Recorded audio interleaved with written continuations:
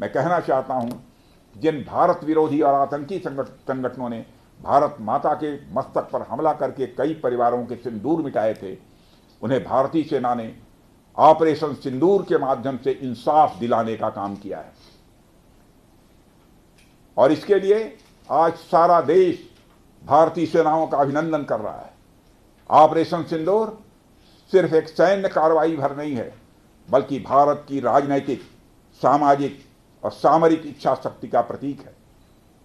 यह ऑपरेशन आतंकवाद के खिलाफ भारत की दृढ़ इच्छा शक्ति का और सैन्य शक्ति की क्षमता और संकल्प शक्ति का भी प्रदर्शन है। हमने दिखाया है, भारत आतंकवाद के खिलाफ जब भी कोई कार्रवाई करेगा तो आतंकवादियों और उनके आकाओं के लिए सरहद पार की जमीन भी सुरक्षित नहीं रहेगी। भारतीय सेनाओं ने ऑपरेशन सिंदूर को पाकिस्तान में मौजूद आतंकी ढांचा ढहाने के उद्देश्य से लॉन्च किया था।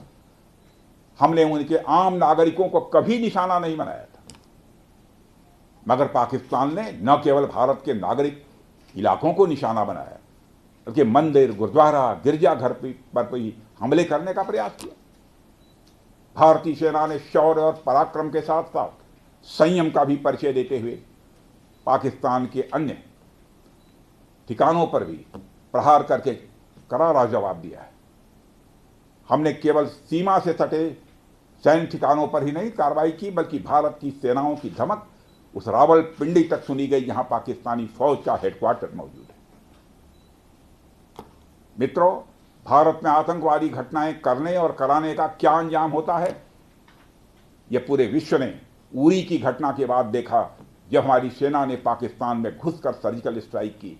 पुलवामा के बाद देखा, जब बालाकोट पर एयर स्ट्राइक की गई। और अब पहलगाम की घटना के बाद दुनिया देख रही है कि जब भारत ने पाकिस्तान के भीतर घुसकर मल्टीपल स्ट्राइक्स की हैं।